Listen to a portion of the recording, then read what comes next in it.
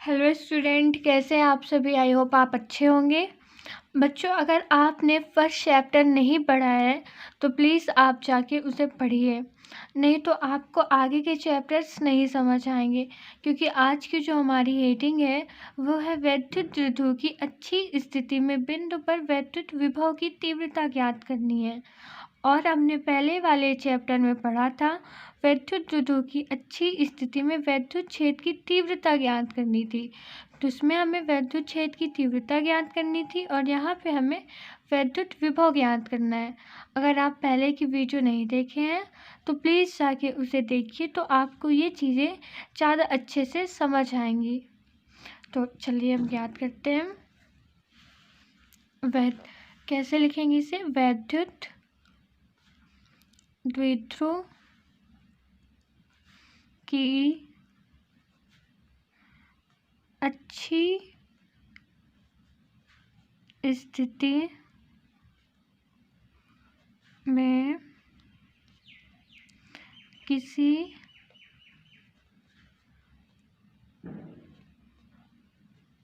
बिंदु पर वैद्युत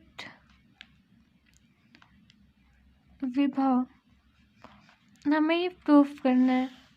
क्लियर हुआ बच्चों? इसके लिए हमने आपको बताया था कि जब ऐसी सिचुएशन आती है, ऐसे क्वेश्चन आते हैं, तो हमें सबसे पहले डायग्राम बनाना चाहिए। हमें डायग्राम पता होना चाहिए कैसे है, बस हमें डायग्राम के बारे में लिखना होता है। इसमें कोई बुक की लैंग्वेज या आंसर स्पेशल नहीं दिए होते हैं। जो हमारे डायग्राम होते हैं उसमें कितने पे क्या है, किस बिंदु पे P है, किस बिंदु पर E है, कहाँ पे AB है, बस उसके बारे में हमें बताना होता है। उसके बाद एक्सप्लेन कर देना होता है। चलिए देखते हैं डायग्राम। पहले हम वैद्युत द्विध्रुव बनाएंगे। क्या होता है?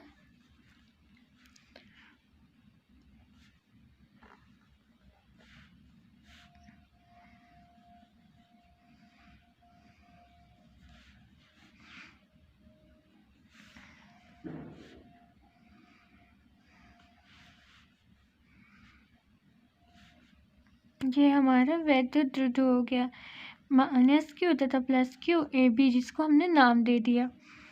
इनके बीच की जो दूरी हो गई वो यहाँ पे L है। और जब हमने फर्स्ट चैप्टर में पढ़ा था वैद्युत क्षेत्र की तीव्रता में, तो हमने बच्चों इसकी दूरी क्या याद की थी? 12 थी। और यहाँ पे क्या है? L है, जो इन दोनों के बीच की दूरी है। और AB की दूरी क्या होगी? वो भी यहाँ पे 12 होगी।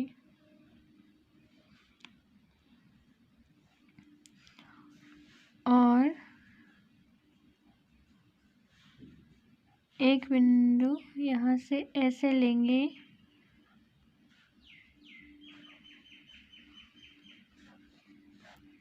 P रखा हुआ है, जहाँ पे हमें वैद्युत विभव ज्ञात करना होगा। ये हमारा E2 हो गया, ये हमारा E1 हो गया,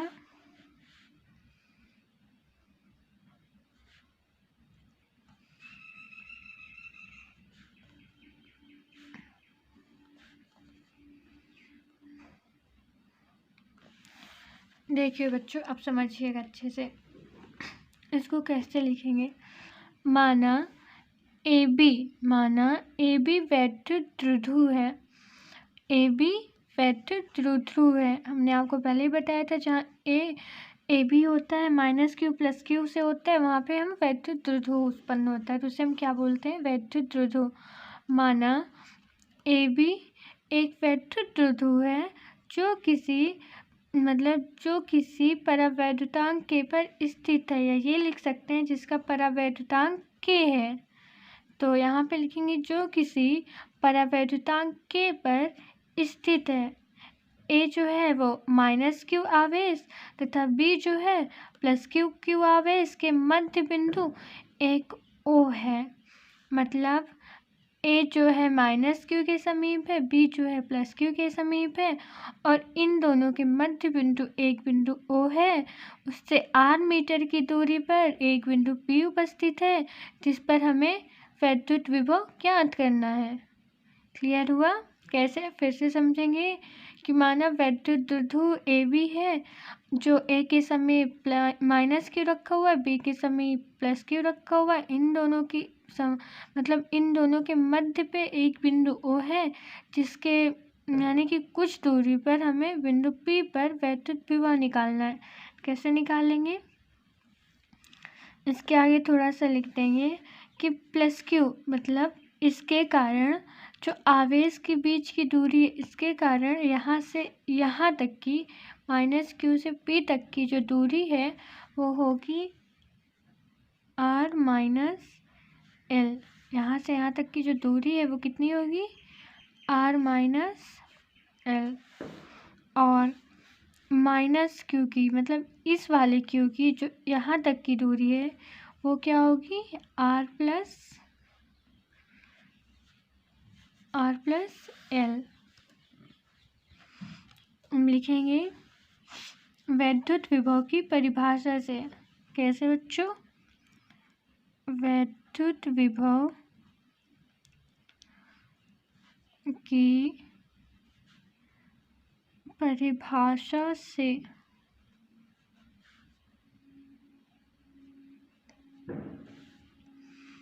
वैद्युत विभव की परिभाषा हमने क्या बताया था आपको, V = W/Q0 ये होती थी, ठीक है, जो उसका सूत्र होता था। यहाँ पे लिखेंगे V1 = V/4πε0, V1 = 1/4πε0 into Q/R-L, minus का क्यों है, ये प्लस का है। और जो V2 हो जाएगा वो होगा 1 = 4πε0 इंटू -Q/R+L। ये हमारी फर्स्ट इक्वेशन हो जाएगी, ये हमारी सेकेंड इक्वेशन हो जाएगी। फिर इसकी हमें परिणामी तीव्रता निकालनी है, परिणामी विभव। वो कैसे निकालेंगे, V = V1 + V2। जब हम इन दोनों इक्वेशन को ऐड कर देंगे तब वो निकलेगी। इक्वेशन को ऐड कैसे करेंगे,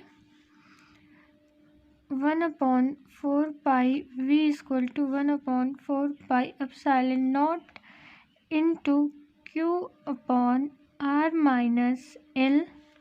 प्लस 1/4πε0 Q-Q+L।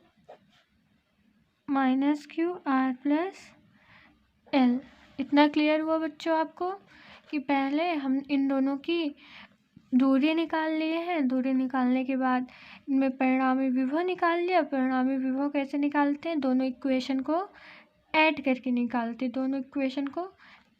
निकालते, इनमें से हमें कुछ कॉमन मिल रहा है, देखिए, हाँ बिल्कुल मिल रहा है, हमें Q कॉमन मिल रहा है और 4πε0 कॉमन मिल रहा है। चलिए आगे लिखते हैं, इसे कैसे लिखेंगे, V = Q हमने कॉमन ले लिया, 4πε0 ये भी हमने कॉमन ले लिया। इसके बाद कैसे लिखेंगे बच्चों, बचेगा जो हमारा 1/R-L माइनस 1/R+L। कॉमन लेने के बाद हमारी ये चीज़ें बचेंगी, तो इसका इंटू करवा देंगे दोनों में, इसका इंटू यहाँ पे, इसका इंटू यहाँ पे। V = Q/4πε0, इसका इंटू करवाएंगे, तो कैसे करवाएंगे, R+L माइनस R-L, ये वाला इंटू यहाँ हो गया, ये इंटू यहाँ पे हो गया।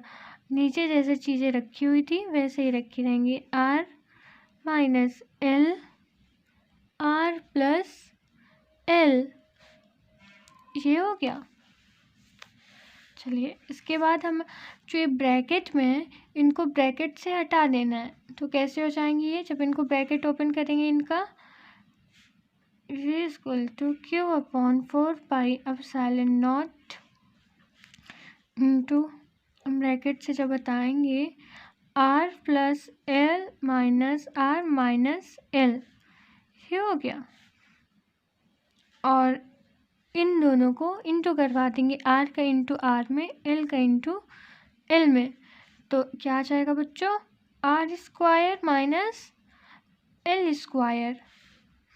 यहाँ पे ये प्लस ये माइनस कैंसिल, तो यहाँ पे आ जाएगा v equal to Q upon 4 pi naught 12 कैसे आएगा, एक कितना हो गया 12 plus R square minus L square.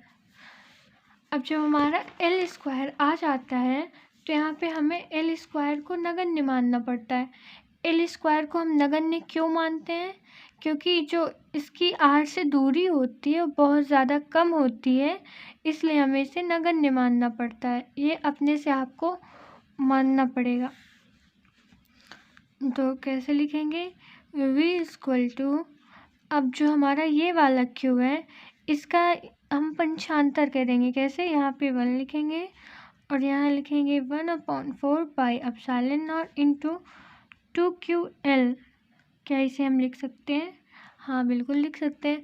और जब हमने एल स्क्वायर का मान नगण्य मान लिया, जो एल स्क्वायर है इसको नगण्य मान लिया, तो ये ख़त्म हो गया।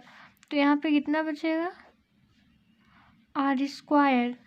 और बच्चों आपको हमने पहले भी बताया था कि जब हमने पढ़ा था वैद्युत द्विध्रुव ये क्या होता है, तो उसमें हमने फार्मूला लिखा था P इक्वल टू 2QL। तो जो यहाँ पे हमारा 2QL आया यहाँ पे, इसको क्या हम P लिख सकते हैं, हाँ बिल्कुल इसे हम P लिख सकते हैं। तो यहाँ पे क्या आ जाएगा, v equal to 1/4 pi epsilon naught into P upon R square. बस हमें यही तो प्रूफ करना था, वो हमने प्रूफ कर दिया। आप 1/एप्सिलॉन नॉट के प्लेस में आप ये भी लिख सकते हैं 9 × 10⁹। 1/4 पाई एप्सिलॉन नॉट का मान ये होता है।